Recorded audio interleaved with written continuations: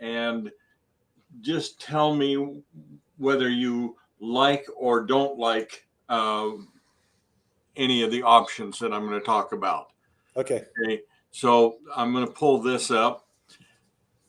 First thing that we need to understand is that business is a tool, and all we need to do is get that business, get that tool, and learn how to use it to our advantage Mhm. to make the money that we want to make. And more than just making the money, it's a matter of uh, building a social security. So if we go down here, let's see if I can get this right here.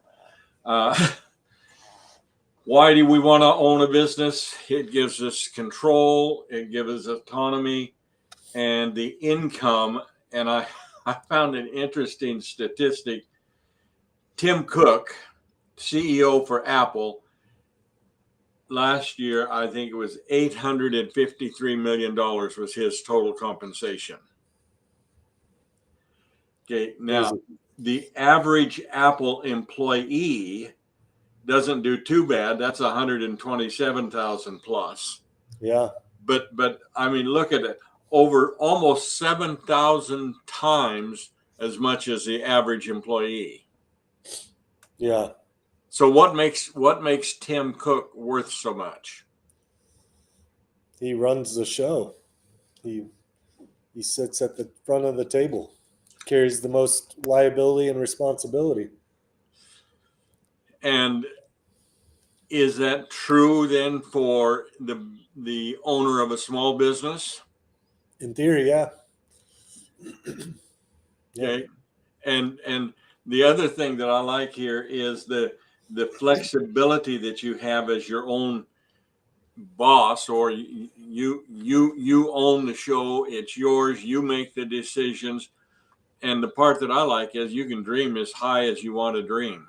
Yeah. You know, how far do you want to go? Yep. Okay, so here's 10 reasons why you shouldn't start a business. Okay, lack of market demand, insufficient capital, poor management. That's talking about talking about you or me. Uh-huh. But the bottom line is none of us have all of the strengths necessary to make a successful business. And then is ineffective marketing, ignoring customer feedback, competition, legal, regulatory issues, team issues, scaling too quickly. So, with the typical business startup, you've got an 80% chance of failure. Do you know what your chances are of success at blackjack? It's actually much higher than starting a business. Wow. Okay, so now we've talked about this before, but the real secret is purchase an existing thriving business, because you've got your established customer base, you've got a proven track record. The part that I like is day one, you've got positive cash flow Yeah. if you buy the right business. Yeah. But that's what my job is to help you find and acquire that right business. Hmm. And you can tell by the color of your hair you're younger than I am. which means for sure I'm older. Yep. Hopefully I'm smarter. I don't mean smarter, I just mean more experience, Yeah. which then knowledge is power, and the things that I know give me the power to avoid pitfalls. Yep. Back in the days when I owned a business brokerage, I talked about the fact that you can start a business, you can buy a business, or you could buy a franchise, and buying a franchise was better than starting a business because somebody had already paved the way. They've shown you where the potholes are in the road and how to go in and do it. Yeah. But if you explore the facts, you'll find that people who buy a franchise, an existing franchise, successful everywhere else, there's still a high failure rate with people who buy franchises. Hmm. Okay, so you need to understand that.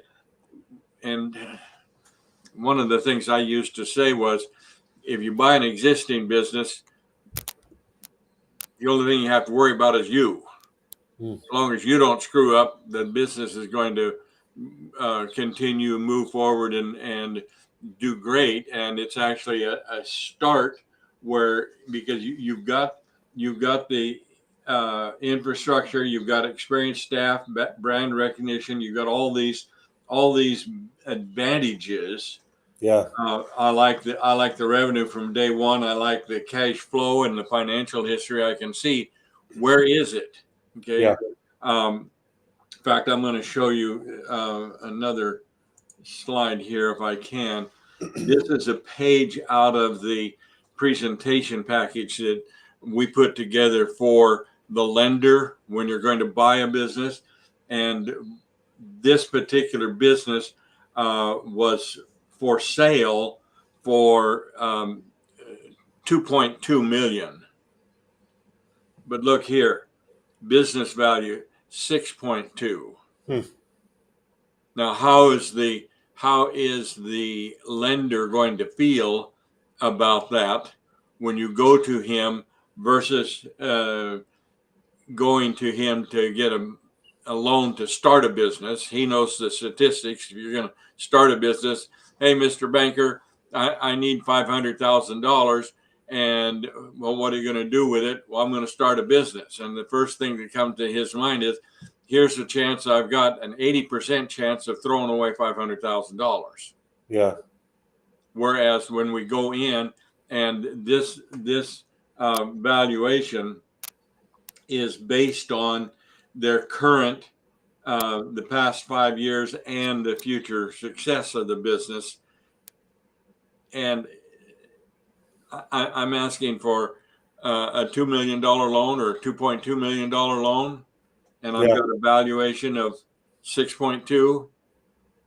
That's Yeah. one of the things that I bring to the table, is understanding how to deal with the people that I need to get a slide for this. I didn't think about it until this morning, but I need to have one that talks about the golden rule.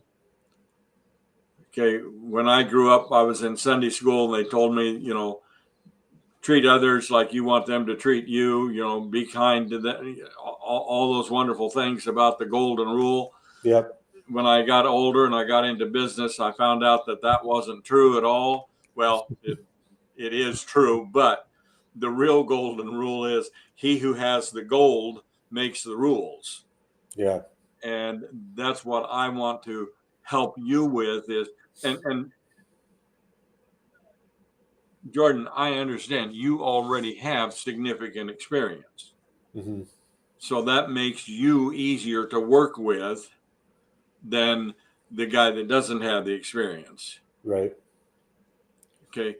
Now we're going to run into situations where you have a preconceived idea, Hmm. and it may be diametrically opposed to what I have experienced. Yeah. Okay. So your success is going to be on your ability to take what you believe and compare it with what I'm telling you has happened in the past, Hmm. and then make a decision. Yeah. Does this old guy with white hair, does he have anything to offer me? Yeah. And if I save you $1 million, then you'll like me. Yeah. And we won't talk about the opposite. So let's talk about a $1 million example. Yeah. Okay. Now I picked one here that is really pretty conservative for it. I just went through and looked at things that are for sale. And let's see, did I bring this one? I think I've got this one. Let me just slide it over here for a minute. Okay, so this business is a metal fabrication in Arizona. They want $995,000 for it. It has a cash flow of $340,000. Okay, and when we look at that, the net after debt service, if you finance 100% of it at today's market rate, 10.5% interest, you Mm-hmm. get a 10-year loan on it. After debt service, you've got 178,887. Yeah. Okay, so that starts day one. Yep. Now you can retain me to just do one business. Mm-hmm. Okay, no strings attached. Here's my fee. It's going to turn out to be less than 5% of the sales price, and it doesn't matter if you get one that's twice as good as this. My fee is still the same. It doesn't matter. I'm not working on a commission. I'm working on a let's get you what you want in business. Now, you got all this straight? Yep. I'm following you. Okay, watch this. Let's take one business and then start adding other businesses to it. Okay, so this first one, $2.5 million, 2.2 in revenue, $950,000 in cash flow. That's a multiple of 2.6 times the cash flow is what the price is. Yeah. 2.6. Okay, so over here, if you look here, the small business arena, it's going to be 2 to 4 times earnings before taxes, interest, depreciation, amortization. Okay, so this particular business is earning the 950,000 net after debt service, 545,000. Yep. I see it. Okay, so now, Jordan, let's have fun. Mm-hmm. Let's go and buy 9 more with it. Similar numbers and If all we same got similar multiple. numbers, the multiples are different here. I've got one is at 1.5, 2.2, but there's one at 3.7, which is near the high range of the 2 to 4. Yeah. But on average, I ended up with 2.6. Yep.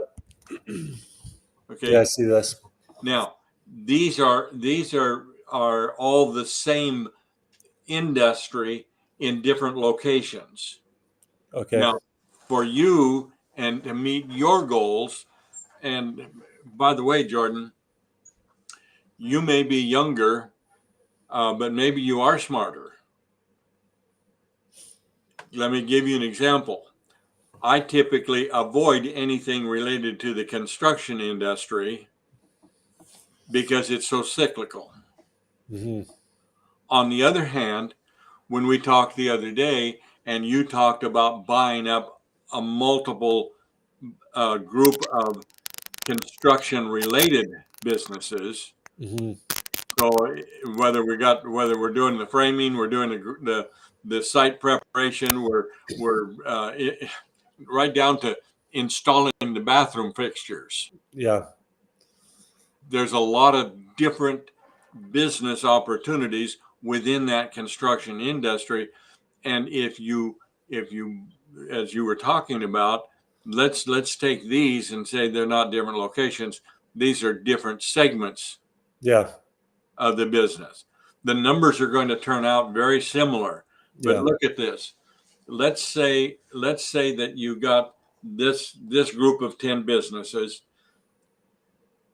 cash flow after debt service.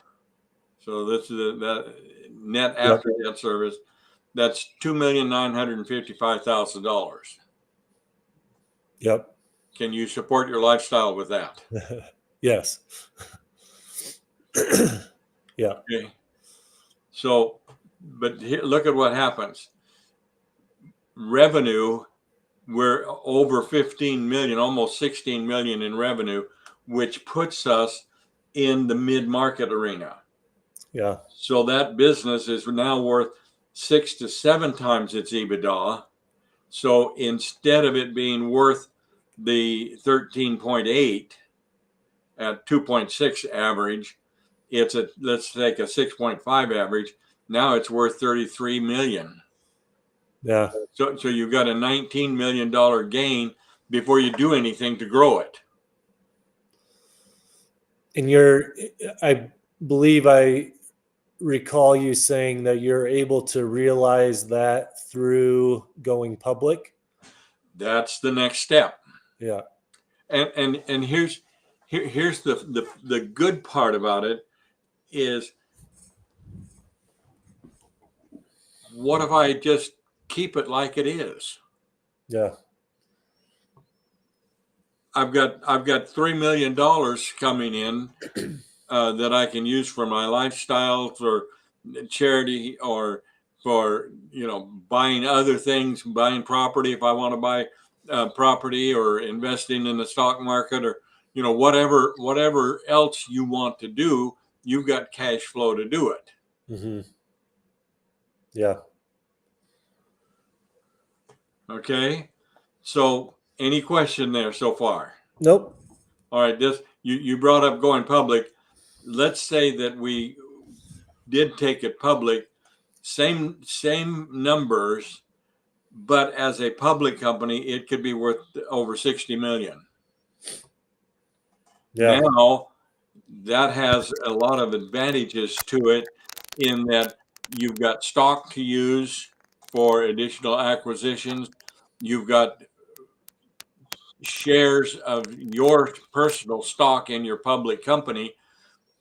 You don't have to sell anything to realize the money. You want to buy a yacht, or I don't know whatever.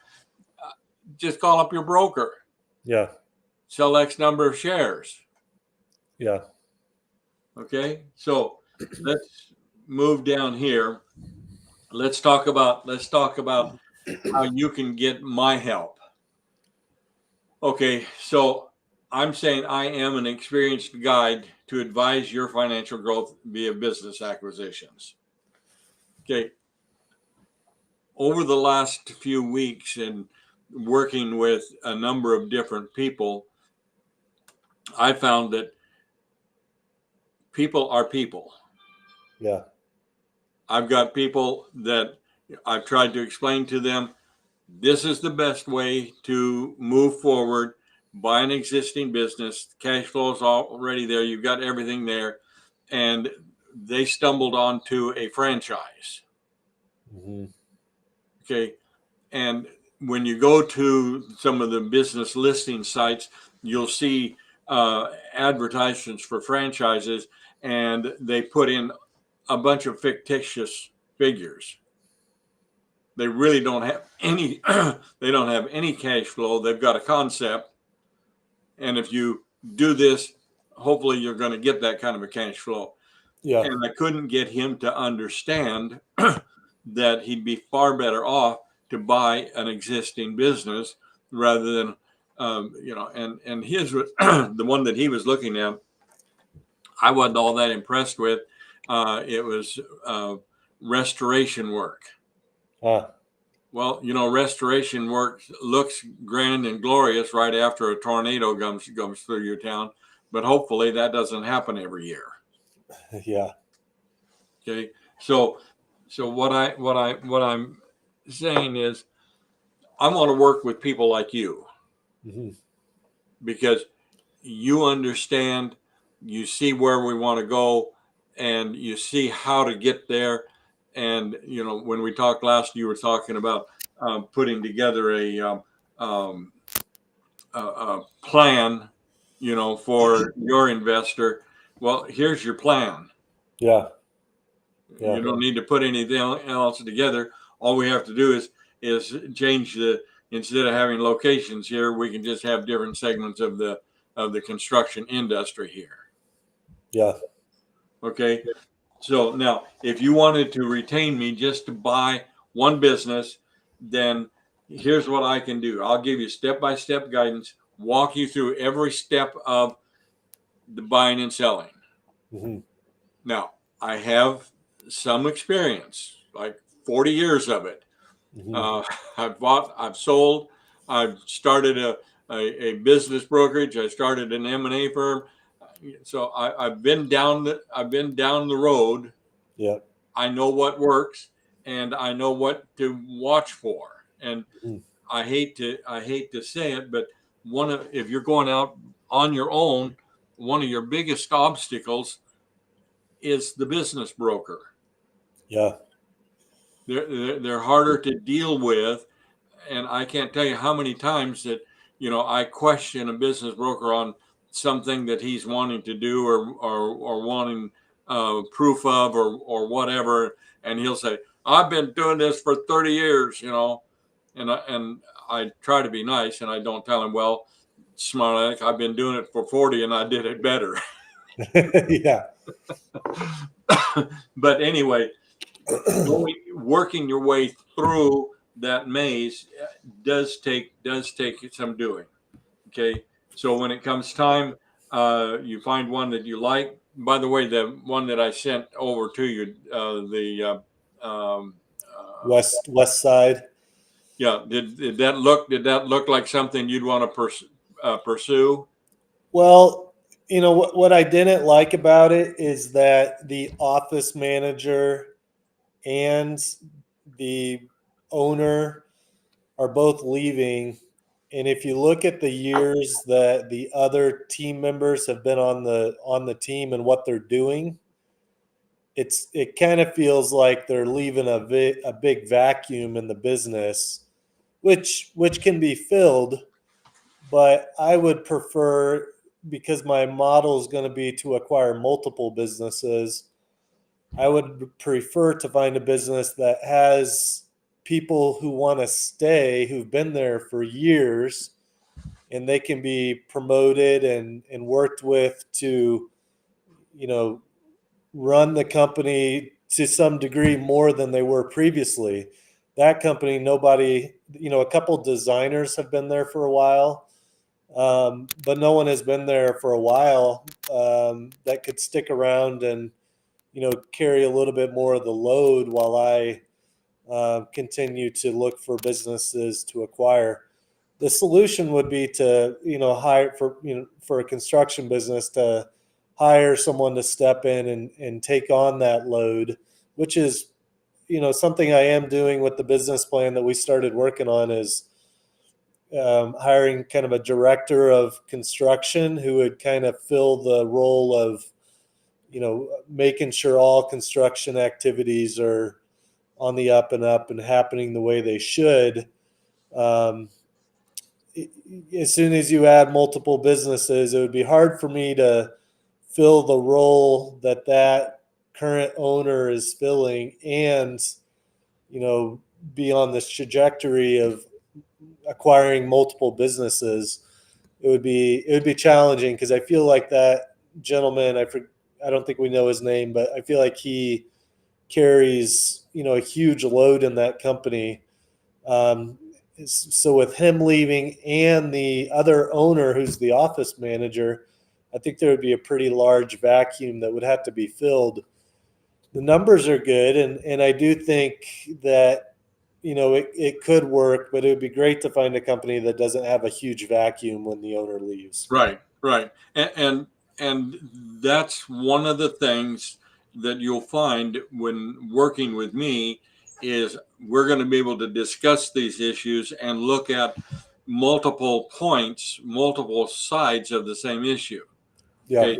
Business brokers talk about two types of buyers. They talk about the financial buyer, the guy that just wants to get the cash flow from it, and the strategic buyer, somebody who wants to add to what they already have, either products or services, but they're missing the best buyer that is out there, and that is what I call the opportunist.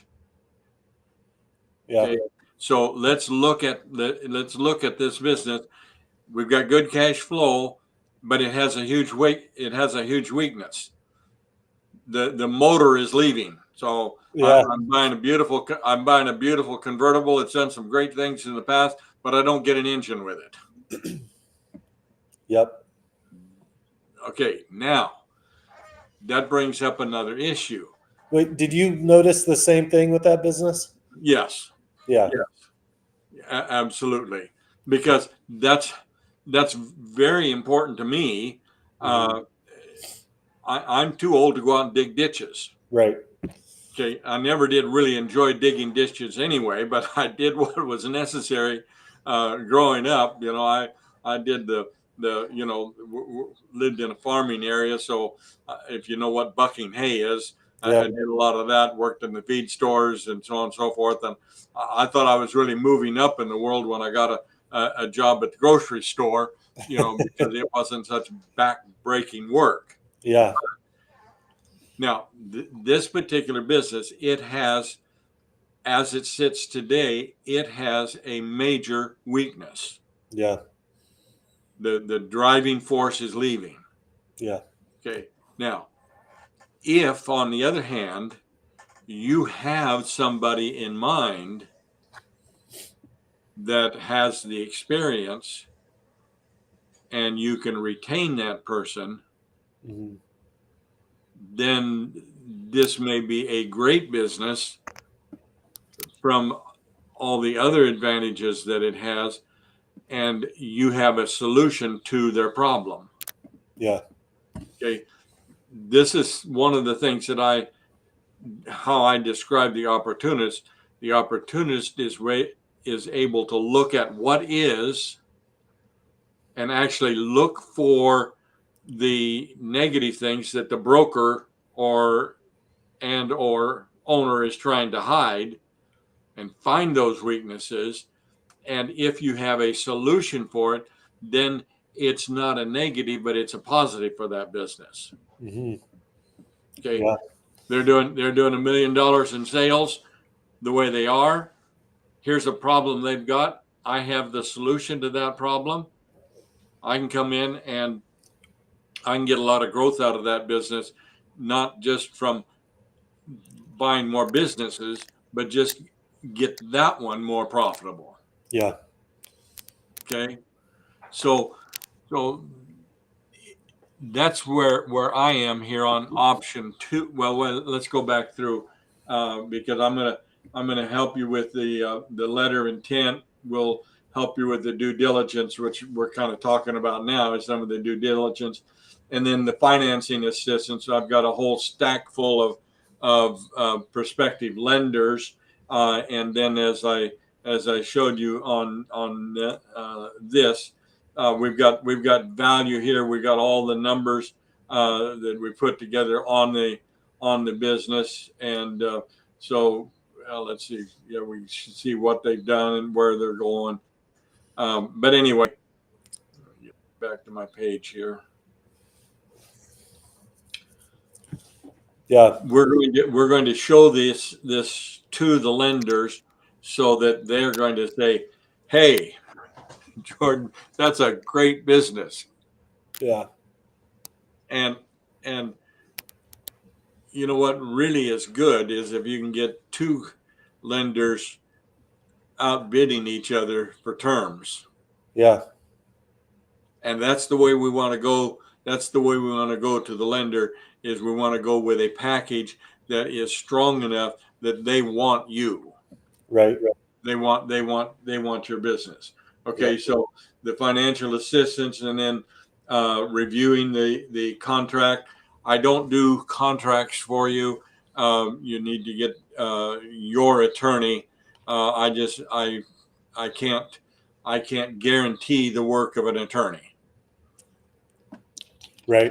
And as we've talked about before, I am Irish, and so it leaks out every once in a while. And here's a case where it's going to leak out. Do you know what you have if you have 500 attorneys at the bottom of the ocean? No, what? A good start. Uh, I didn't really say that out loud, did I? But anyway, get your attorney. I'll help you with that. Let's look at the contract together and look and see if they. I mean, again, going back to experience. yeah. Back in the days when I owned a business brokerage, I did our own contracts. Yeah. A whole list of clauses that I would pick and choose from based on the specifics of that deal.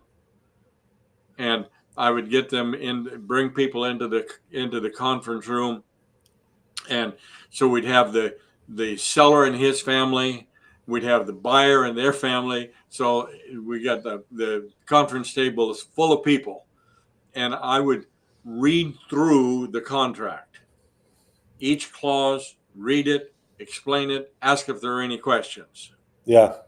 Okay, and most of the time, if they had a question, then we could answer it and then move on to the next one, all the way through. And it would take a significant amount of time to go through it. And I always got a kick out of it when some smart aleck, I think they had Irish blood in them or something, when I'd ask, is there any other question? And somebody say, yeah, could you run through that one more time? But the point that I wanted to make here is we had a situation where everybody was ready, actually pens in hand, ready to sign, when the seller's wife spoke up and said, weren't we going to have our attorney look at this? Oh, yeah. Pens all went down. Everybody went home. And the attorney told them, well, don't worry about my fee. You can just take it out of the broker's fee. And they said, well, why would he want to pay it? Well, because if he doesn't pay it, he's not going to have a deal, and he needs the deal, so he'll pay for it. So I lost commission, and the brokers or the seller's attorney put the contract together. About 9-10 months later, I get sued by the seller because the buyer flaked out and the contract didn't have the clause about protection for that instance. Guess who won the lawsuit? I did. Because I just got out my contract that I had shown them and showed them the clauses that their attorney had left out. So when I say I'm going to review the contract with you, yes, I've got some experience there, and I can help you with that. All right. So if you want, this is no way to name a consulting project, but why don't we just call it one and done? Yep. All you want is one by one business. My fee is $47,000. That's less than 5%. Brokers are charging 8 to 12%. Okay. Yeah. Now, that isn't what you want. It's an option. Yeah. Option 2 is let's get in and let's do one and let's keep going. Yeah. All right. So in that we get all the same things. The difference is here that the one-time fee is $4,700 and 10% of the company. Yeah. Okay. So you got 90%, and we can do with this option 2, you can do as many as you want. So back here where we were talking about doing 10 of them, your fee is the same. Yeah. Okay. And then option 3, and I haven't talked with you about this one at all, but let's talk about extra money. Okay. Typically, the lender is going to want you to have a 10% skin in the game. So it isn't just getting qualified, you have to have some cash to go with it. Okay. So under option 3, I can do all the same things. The partnership, though, instead of a 90-10, is going to be dependent on how much down payment I have to provide. So let's say that you found a perfect business, but you don't have the 10% down or whatever. Yeah. We can use some of our pre-IPO stock and go partners with you on it and get that business. So we don't have to lose opportunities because we don't have the cash. Mm-hmm. Okay. So option 2, what's the built-in plan for the down payment? Okay. The built-in plan for the down payment is working with the lenders. Okay. So I have 2 different lenders that will loan, $200,000-300,000 or more, basically on your FICO score, Yeah. and you can do anything you want with that money. So let's say that you wanted to hire me today, okay, and let's go with option 2, and you got a one-time fee of $4,700. Mm-hmm. Okay? You don't have to take that out of your pocket. You can get that from one of the 2 different companies that I'm suggesting that we go and get the down payment from. Get my fee along with it. So the down payment would be a loan as The well. down payment, the one company, what they do is they use your FICO score and they get you a bunch of credit cards, high um, what's the word I want? High credit line, credit limits on them, and interest free for a year or a year and a half. Okay, so in essence, it's free money For a year and a half. for a year and a half or a year, whichever. Okay, the positive is, hey, that gives us the money we need, Yeah. or you the money you need. Okay, my qualifying is, Jordan, it's free for a year. At the end of the year, their interest goes sky high. Yeah. So we take cash flow out of the business, some of that net after debt service, instead of spending it on the yacht. Yeah. Pay off the money that you borrowed for the down payment. So Yeah, that there'll be makes a number of things that will be in that first tranche, if you will. You'll have some closing costs. You've got your attorney fee to pay. You've got my fee of $4,700, but it makes everything happen. Yeah. Okay. I had a guy the other day, got him approved with a cosigner. Yeah. I'm not quite sure how it worked, but his wife had better credit rating than he had,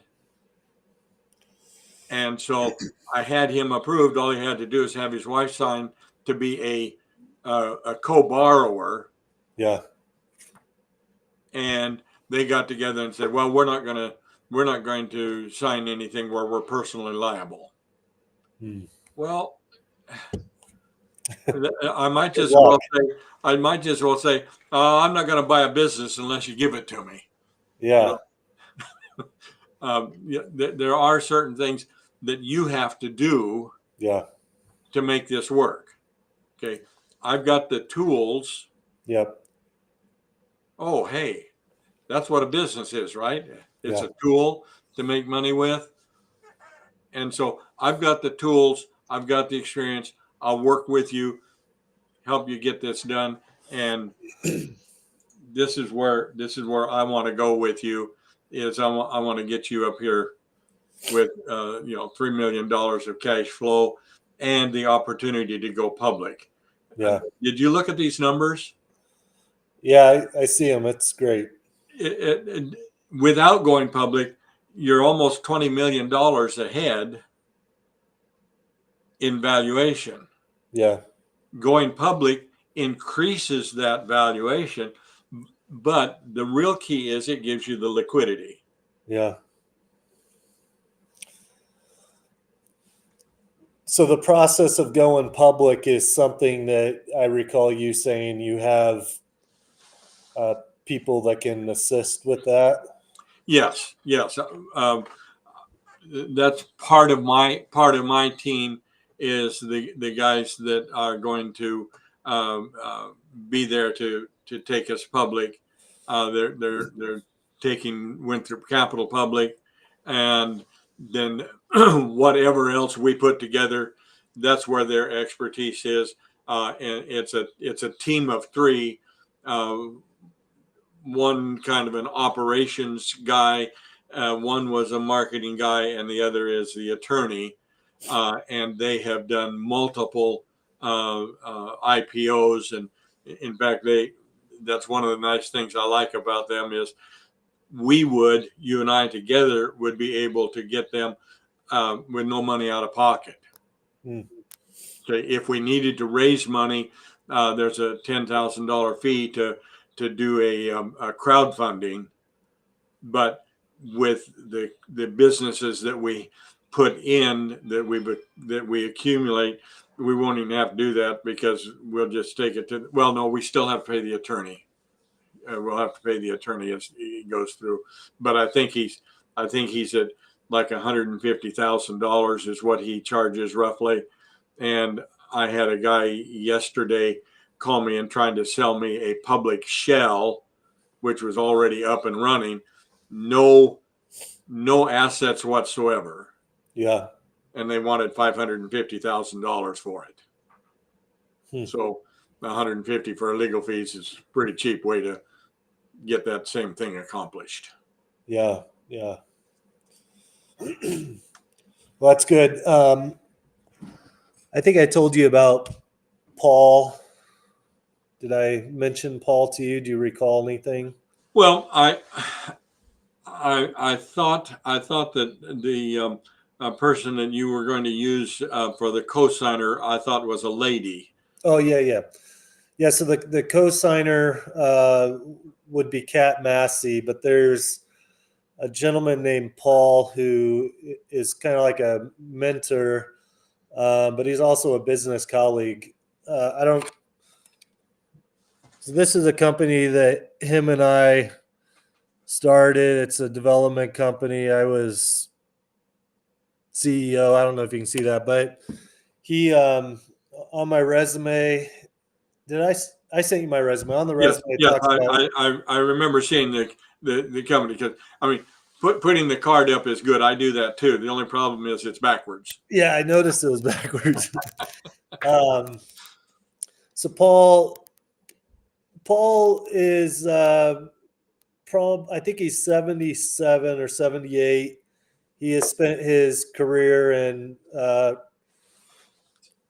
development, real estate, construction. He basically there's a 2 mile stretch of property in Chicago on Lake Michigan, just right off of Lakeshore Drive. I don't know if you're familiar, but he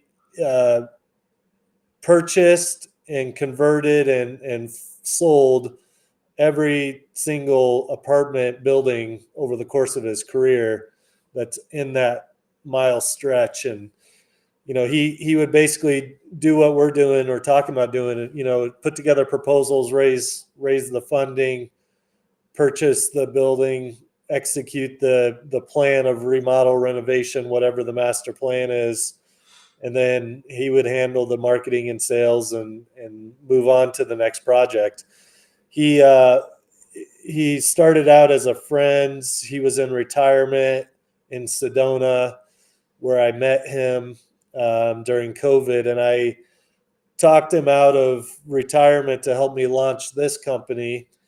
And we worked so well together. He was basically a consultant, but his official title was executive director, and he did all the heavy lifting for me. I put him on things like find me the best, Northern Arizona lawyer that has the most experience with real estate and this county or this whatever. And he would do that. He found all my consultants. He did a lot of the work that requires expertise and experience. And he is with me currently right now, um, launching this new concept, basically what I explained to you, purchasing the construction businesses. So him and I are working on a business plan right now.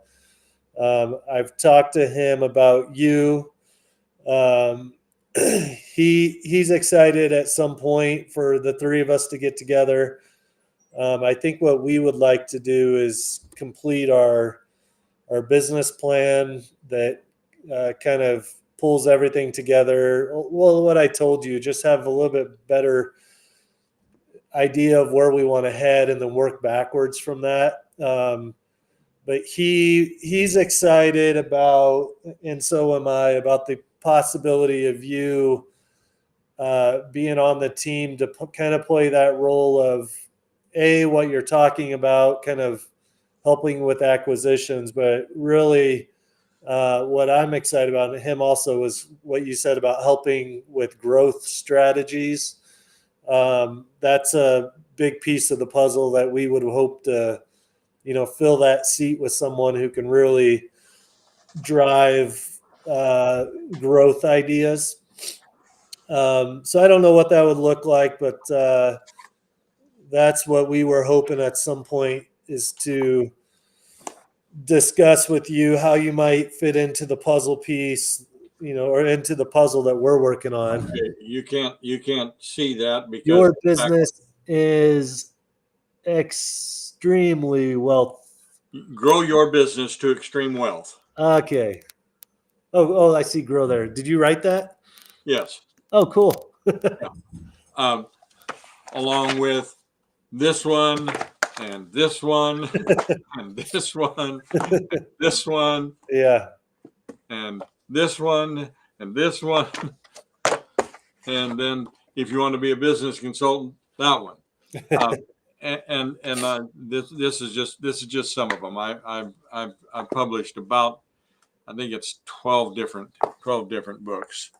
But anyway, Yeah. I that's what I want to do. One thing I forgot to mention. Let's just go back here for just a second. Okay, this $4,700, you don't have to pay that up front. We'll take that out of your first tranche where you borrow just against your FICO score. In option 2 and 3. In option 2 and 3, right? Yeah. And in option 1, same difference. Yeah.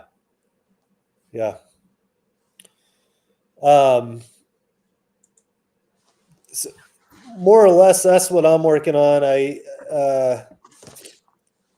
He's working on it. I'm working on it. There's another gentleman that's helping us with certain aspects. He's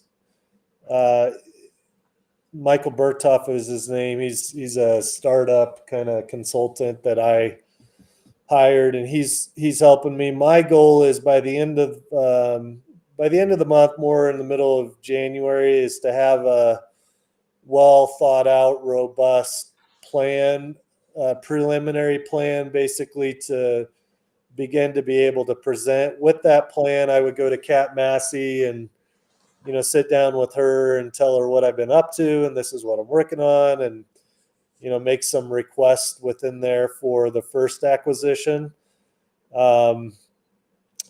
I have a lot of confidence about what we're working on. I've gotten a lot of green lights. It seems like the universe is opening up doors. I mean, even meeting you, I feel like is a green light because you're looking for someone like me, and I'm looking for someone like you. So, and you're local here for the most part. So one of the things that you said earlier that I wrote down is you talked about, if we were to move forward in business together, there might be we come to a head on certain beliefs about how to handle something, and you have your 40 years of experience and I have my 15, 17.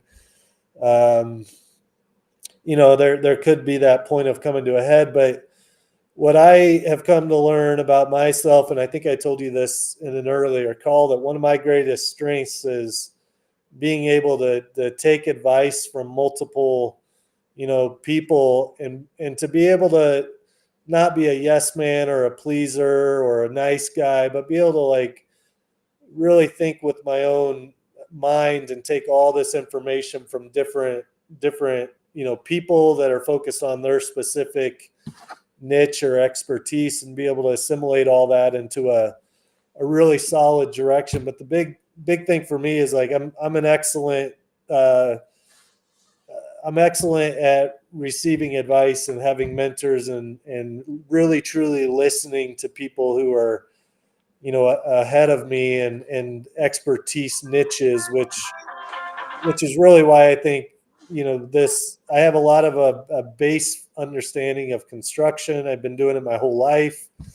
But if I bought a painting company, I'm not an expert painter. If I bought a plumbing company, I'm not an expert plumber. But what I am great at is hiring the expert plumber and really truly being able to work with them and understand them and have a connection with them and listen and be able to lead them and have a working relationship that works. Like that, I have a proven track record of that, and that's really what I'm excited about. Just pulling together a team and sitting as the CEO who has the vision but can work with all these different people who wear different hats and make it all come together. Right.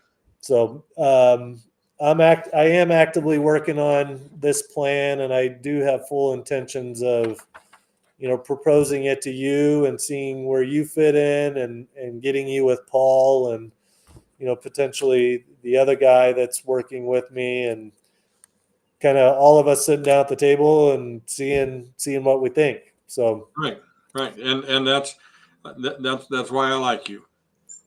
I like you too. It'd be good to meet you one day. Well, that's what we're doing. Yes. Yeah. Anyway, all right. Well, I appreciate your time. Let me know when you're ready to take the next step, and we'll move it forward from there. Okay. Sounds All good. righty. Thank you, Thanks, W. thanks, Jordan. Yeah. Bye. Bye. I don't know how to turn this thing off.